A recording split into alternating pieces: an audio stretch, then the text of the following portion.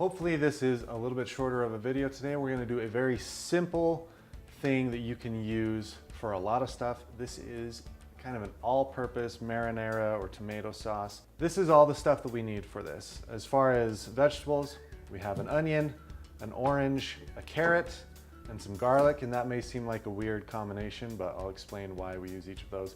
Then we have some fresh herbs here. We just have a bay leaf, oregano, and thyme. I have whole nutmeg. This is optional, but I think that it's really nice in the sauce. And then 2 cans of whatever tomato you want. You know, you can use like a tomato puree if you want a sauce that's just kind of smooth all throughout. I like to have some texture to my sauce with the tomatoes. So I use 1 can of the Cento crushed tomatoes, the chunky style.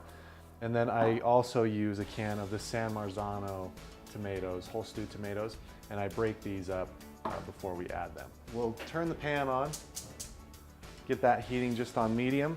While that's heating, we will dice this onion. This is just a medium yellow onion.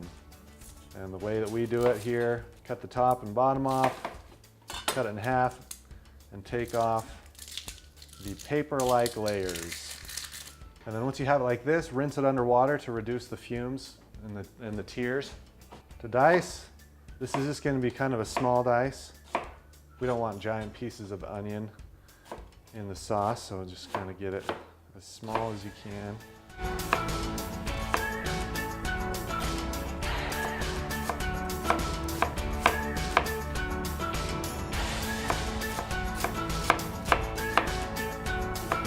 Now we're going to peel the carrot.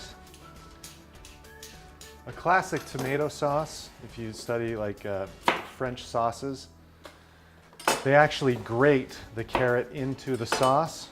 And what the carrot does is it adds some sweetness, but it also kind of cuts down on the acidic nature of tomatoes. With this sauce, I don't want carrot all throughout, and so I'm just going to cut it into 3 pieces, and then we are going to drop that into the sauce when it's ready to cook. And garlic. Let's grab this.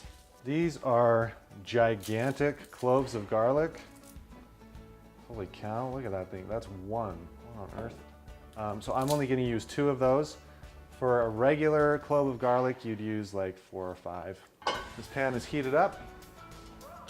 Just a little bit of olive oil. Probably 2 tablespoons. And we will go in with the onions first.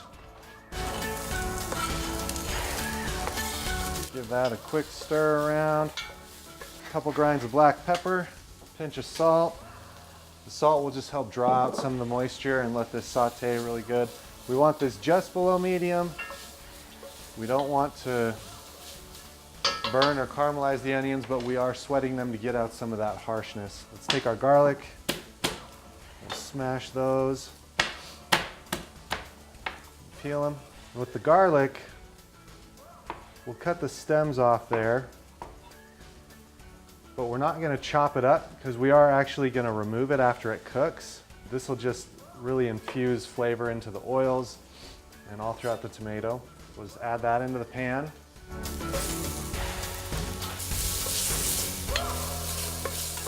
In with our herbs, just put them in whole and just give that a stir. Try and get the herbs a little bit covered by some of the onion. That'll start to steam them and bring out some of the flavor, some of the oils in it. We'll give another little pinch of salt, really small, another crack, black pepper. Okay, and now we'll start working with the tomatoes. So these ones, they're just ready to add right in. The San Marzano tomatoes though, we're gonna need to break those up. Pour that directly into a plastic or a glass bowl. Metal's probably not best because the acid can react with it. And we're going to very slowly just break up all the tomatoes.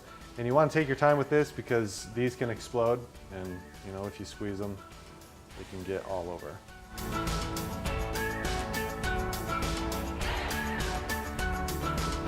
And these are also packed with a bay leaf, so take that bay leaf out. Check on the onions and garlic.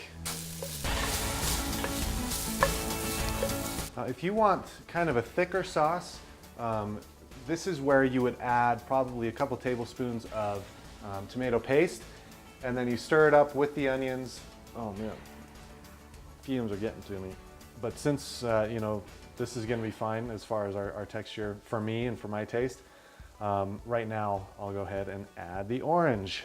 Now this has been washed on the outside because the zest is going right in, and what we want is about 2 teaspoons of orange zest. Now we're going to add the juice of the orange.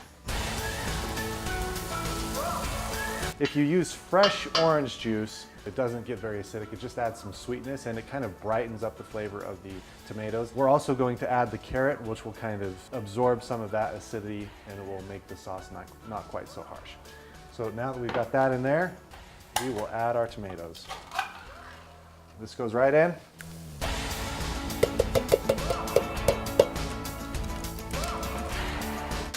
All right, quick stir.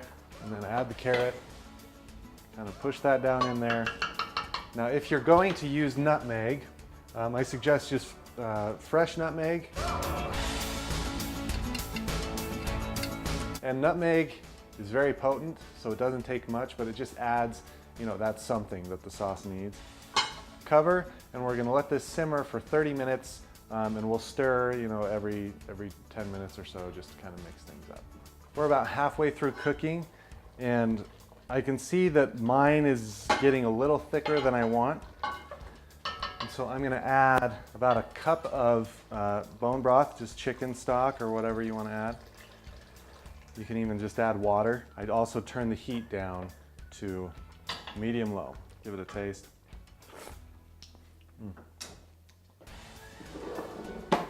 Needs a couple pinches of salt.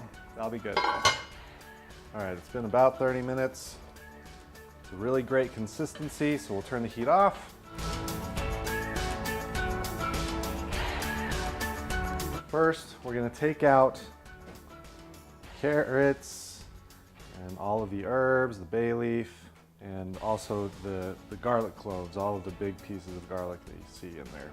And a lot of the leaves will have fallen off of the herbs. That's fine, just leave them in there.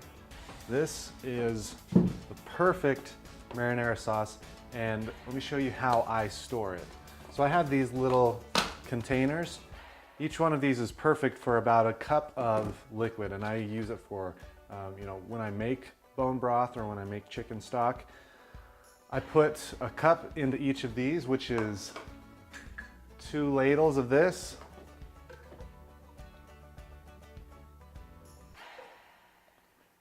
So that's a cup of sauce, and that's about 1 serving.